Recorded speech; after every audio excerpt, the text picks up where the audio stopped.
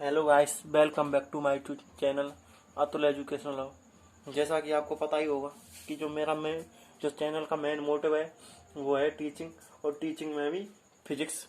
तो आज तो क्या है, अब हम रख रहे हैं 10+2 लेवल की फिजिक्स, और साथ में जो भी कॉम्पिटिटिव एग्जाम के लिए जो टॉपिक रहेगा वो भी आप इसके द्वारा कर सकते हो।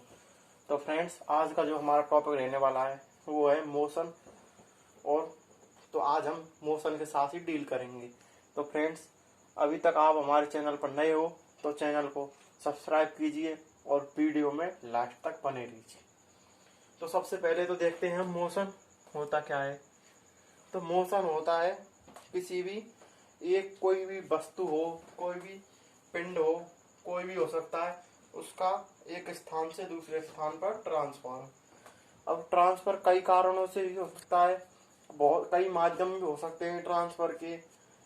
तो सबसे पहले तो हम देखते हैं कि किसी भी कोऑर्डिनेट सिस्टम के साथ मोशन किस प्रकार से होगा। किसी भी कोऑर्डिनेट सिस्टम के सापेक्ष कैसे होगा क्या मोशन। तो अब तक शायद आपने 10th तक पढ़ा होगा। 10th तक तो 10th तक क्या होता है कि जो 10th तक जो फिजिक्स में जो आप साइंस पढ़ते हो तो वो चलती है 2D यानी कि 2 डायमेंशनल द्विविमीय में। लेकिन जैसे ही आप 11 12 यानी कि 10+2 में एंटर करते हो तो आप क्या है 3D में कन्वर्ट हो जाती है आपकी जो भी फिजिक्स या साइंस चलती है। तो 3D में क्या है, वही 3 एक्सेस होंगे। तीन, जैसा कि आपने 10th तक पढ़े होंगे, 2 एक्सेस कौन से, एक्स और की, जैसे कि एक्स और वाई होते हैं। ये मान लिया हमने वाई और ये एक्स, 2 एक्सेस होते हैं एक्स और वाई। अब तीसरा एक्सिस भी हम यहाँ पर, यानी कि ये दोनों आपस में एक दूसरे के पैरेलल ना होकर परपेंडिकुलर रहेंगे। और ये जैसे ये दोनों एक्स और वाई आपस में परपेंडिकुलर हैं, उसी प्रकार जेड मान लिया हमने, ये जेड भी आप इनके परपेंडिकुलर ही रहने वाला है। तो सबसे पहले देखते हैं कि कोऑर्डिनेट सिस्टम यानी कि निर्देश तंत्र होता क्या है। कि जब हम किसी भी पिंड का, जब किसी भी वस्तु का या किसी पिंड मॉलिक्यूलर की किसी मोशन की हम जब स्टडी करते हैं तो उसी में एक पॉइंट आता है सबसे पहले कोऑर्डिनेट सिस्टम। तो जिस भी पिंड के सापेक्ष, जिस वस्तु के सापेक्ष किसी वस्तु या किसी पिंड मॉलिक्यूलर की हम मोशन की स्टडी करते हैं उसी को बोलते हैं कोऑर्डिनेट सिस्टम यानी कि निर्देश तंत्र, जिसके सापेक्ष किसी की स्थिति की क्या की जाती है, स्टडी।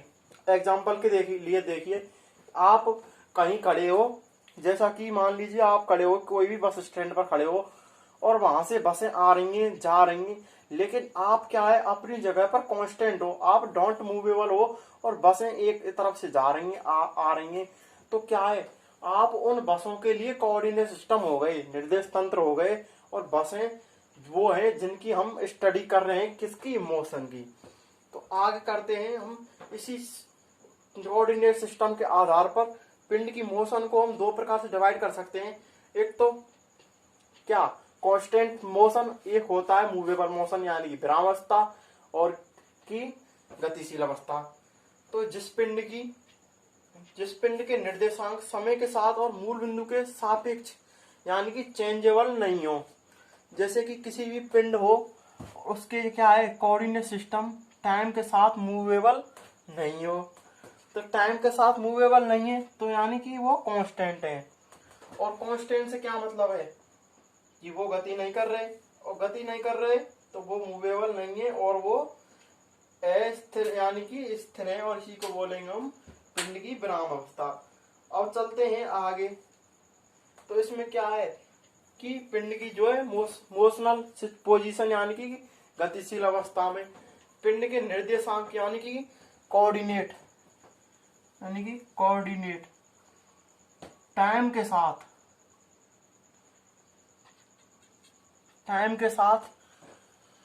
और टाइम के साथ चेंज हो रहे हो, और किसी भी कोऑर्डिनेट सिस्टम के सापेक्ष कोऑर्डिनेट चेंज हो रहे हो, तो उसे ही बोलेंगे हम गतिज अवस्था। जैसा कि मान लिया हमने ये कोऑर्डिनेट सिस्टम मान लिया, इसमें यहाँ कोई पिंड स्थित है, तो क्या है यहाँ इस मूल बिंदु के सापेक्ष इसकी स्टडी करेंगे। पहले मान लिया ये यहाँ पर स्थित है, इसके कोऑर्डिनेट है 3 4 और 3 मान लिया हमने। अब क्या है, ये तो है यहाँ पर यानी कि कांस्टेंट स्थिति में, यानी कि विराम अवस्था में। अब क्या है, जैसे जैसे इसके जो कोऑर्डिनेट है इनमें इस मूल बिंदु के सापेक्ष यानी कि ओरिजिन पॉइंट के सापेक्ष जो भी इनमें चेंज होएगा उसी को बोलेंगे हम परिवर्तन यानी कि गतिज अवस्था। और यदि इनमें चेंज नहीं होता है या स्थिर रहते हैं तो इन्हें बोलेंगे हम विराम अवस्था। तो आगे चलते हैं, हम देखते हैं गति के जो भी टाइप्स ऑफ है मोशन यानी कि गति के प्रकार। तो गति के प्रकार आपने पढ़े होंगे 10th तक चलते हैं। दो यानी कि 1D 2D, 1 डायमेंशनल 2 डायमेंशनल। लेकिन 11th 12th में आप जैसे ही फिजिक्स में स्टडी करोगे तो सबसे पहले तो आपने पढ़े होंगे 1D और 2D। लेकिन जैसे ही आप 11th 12th में फिजिक्स में एंटर करोगे तो यहाँ पर एक और जुड़ जाएगी, फिजिक्स में नहीं, यहाँ पर मैथ में भी चलेगा, यानी कि 3D 3 डायमेंशनल, यानी कि एक्स वाई और जेड तीनों कोऑर्डिनेट के सापेक्ष करेंगे हम यहाँ पर स्टडी। अब देखते हैं 1D में क्या होता है। जैसे कि हमने मोशन की डेफिनेशन पढ़ी थी उसी प्रकार 1D की देखेंगे कि यदि किसी मॉलिक्यूलर या वस्तु या पिंड के अक्ष के निर्देशांक हैं यानी कि कोऑर्डिनेट हैं, वो मूल बिंदु यानी कि ओरिजिन पॉइंट के सापेक्ष और टाइम के साथ चेंज हो रहे हों, और जबकि जो दो कोऑर्डिनेट हैं यानी कि मान लिया हमने एक्स का चेंज हो रहा है और वाई और जेड के क्या है कांस्टेंट, तो इसमें क्या होगा, एक विमीय गति हो गई। इसी प्रकार क्या करेंगे हम, जब दो कोऑर्डिनेट एक्सिस चेंज हो रहे हो यानी कि एक्स और वाई चेंज हो और जेड क्या हो कांस्टेंट, तो इसे हम पढ़ेंगे 2D यानी कि 2 डायमेंशनल। इसी प्रकार अब देखते हैं कि एग्जांपल भी देख लीजिए। 1D का क्या होता है, आजकल जो नॉर्मली लाइफ में होती है वो 1D बहुत कम होती है।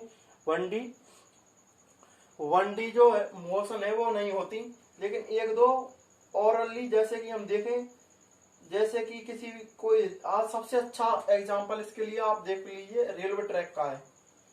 जो रेल है ना वो क्या है 1D में, जैसे कि कहीं ऐसा भी होता है कि रेलवे ट्रैक भी 1D का फॉलो नहीं कर पाता, कि कहीं पर चढ़ाई हो सकती है, थोड़ा नीचे झुकाव हो सकता है रेलवे ट्रैक का, तो वहां भी 1D का जो पूरी तरह से पालन नहीं हो पाती।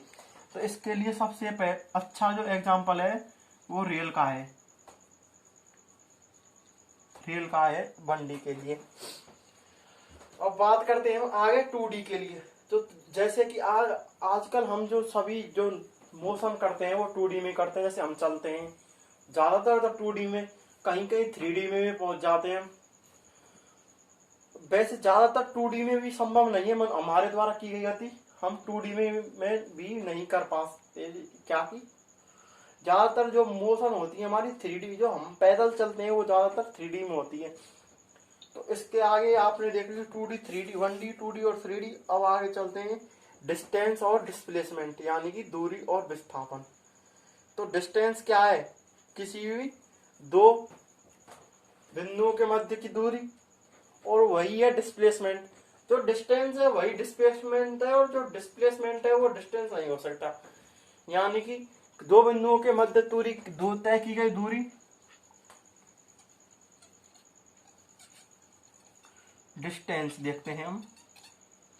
तो डिस्टेंस क्या है, किसी भी पिंड के द्वारा या किसी भी पिंड के द्वारा जो पथ तय किया गया है, जो मार्ग तय किया गया है, वही कहलाती है दूरी। यानी कि जो वास्तविक लेंथ का है, जो रियल लेंथ जो कवर की गई है किसी भी पिंड के द्वारा, वही कही जाएगी दूरी। और दूरी एक स्केलर क्वांटिटी यानी कि अदिश राशि है, और दूरी के दो बिंदुओं के मध्य जो डिस्टेंस है वो उसके मान जो इनफाइनाइट हो सकते हैं। हम फिक्स नहीं कह सकते कि दो बिंदुओं के मध्य की दूरी एक फिक्स हो सकती है, दूरी कई हो सकती है, इनफाइनाइट मान हो सकते हैं दूरी के। अब चलते हैं हम डिस्प्लेसमेंट यानी कि विस्थापन।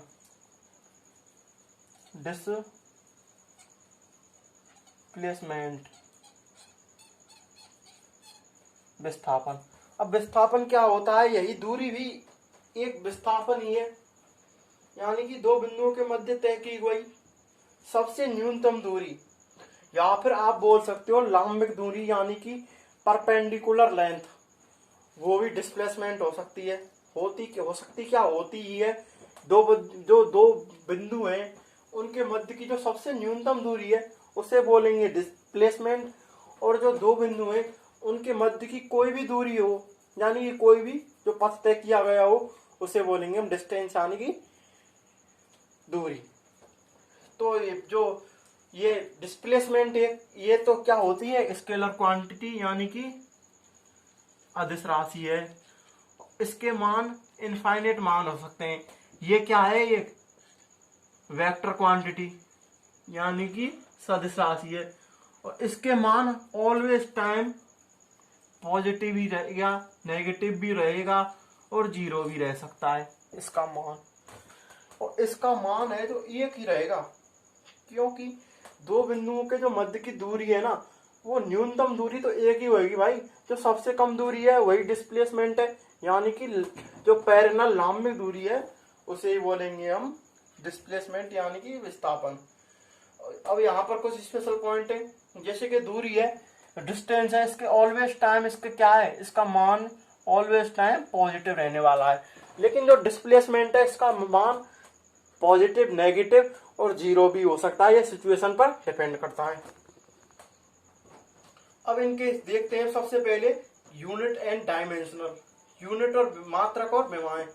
तो दूरी और जो है विस्थापन है तो एक तरीके से लेंथ थी ना, तो लेंथ का भाई जो होता है, लेंथ को किस में मेजरमेंट करते हैं, मीटर में, तो इसका जो यूनिट रह गई दोनों की ही मीटर है। तो जब दोनों की लेंथ जो यूनिट समान है तो क्या डायमेंशन भी एक ही रहेगी, मीटर यानी कि लेंथ यानी कि L1।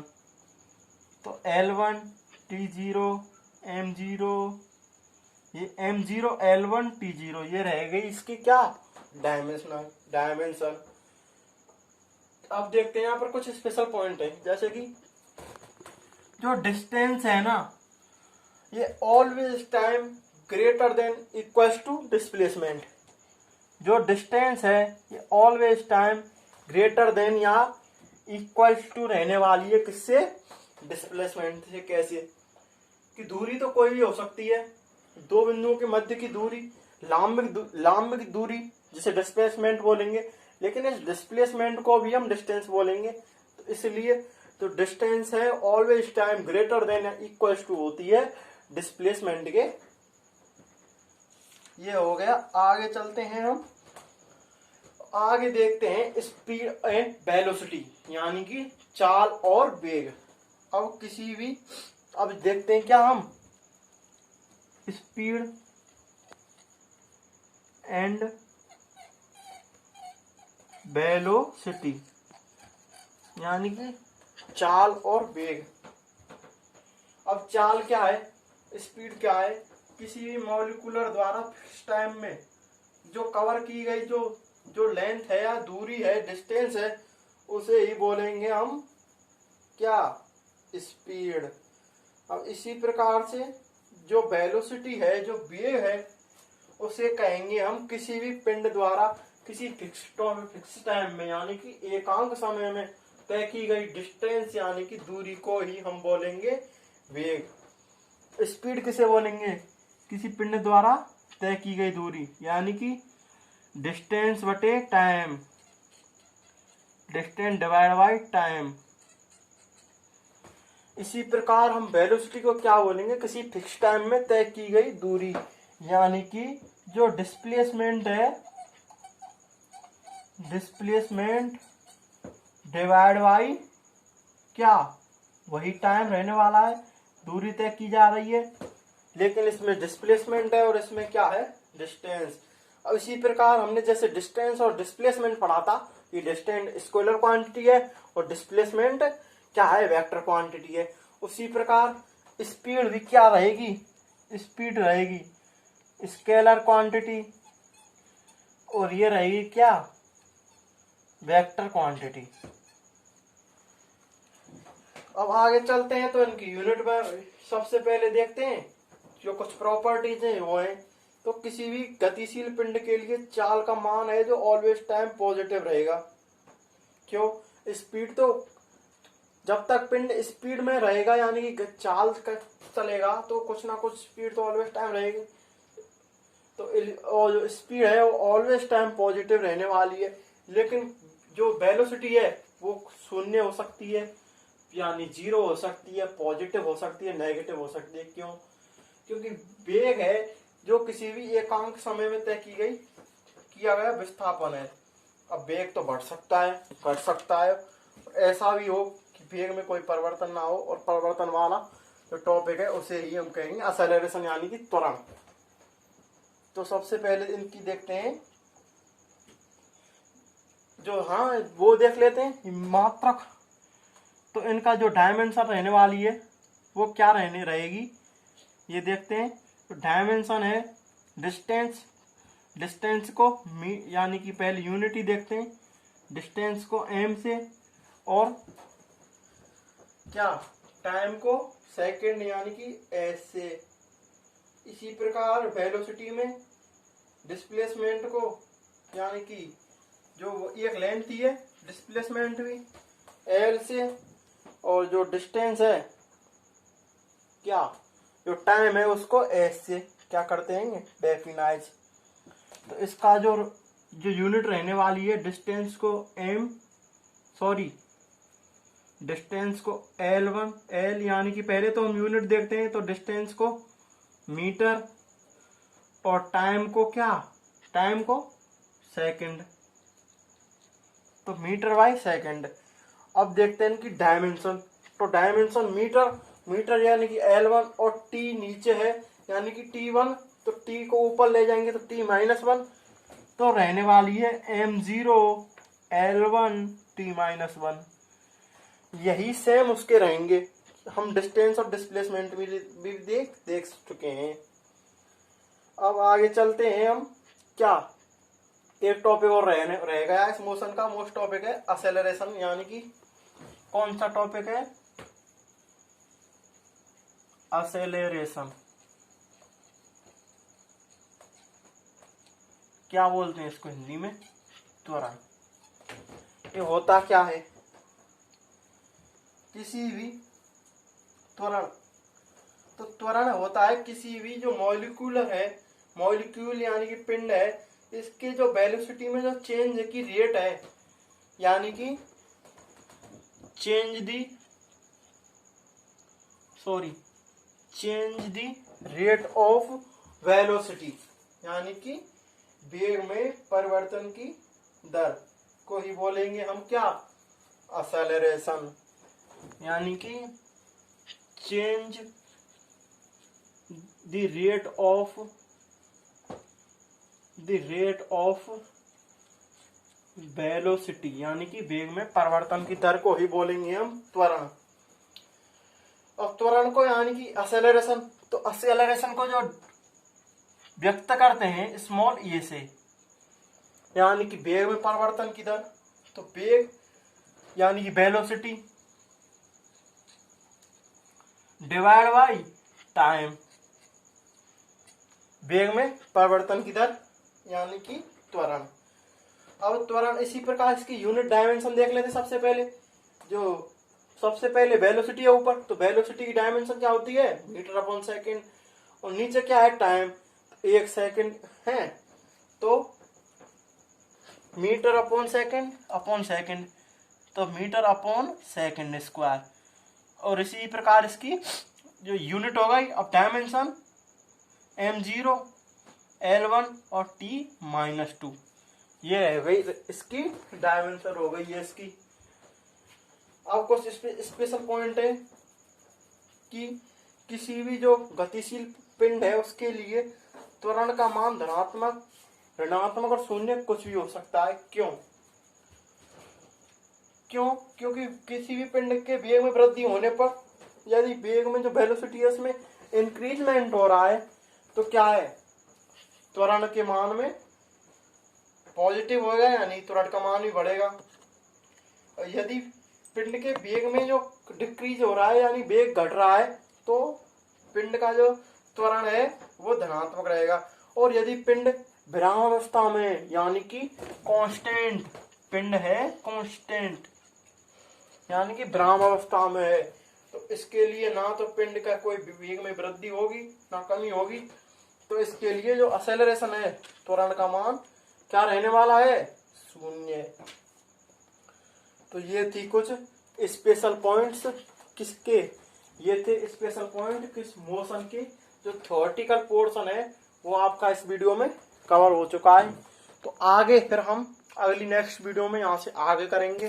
तो friends, thank you for watching me and please subscribe my channel Atul educational hub. और शायद आप यहाँ तक रुके हो वीडियो में, तो आपको वीडियो अच्छी लगी होगी तो प्लीज लाइक दी वीडियो।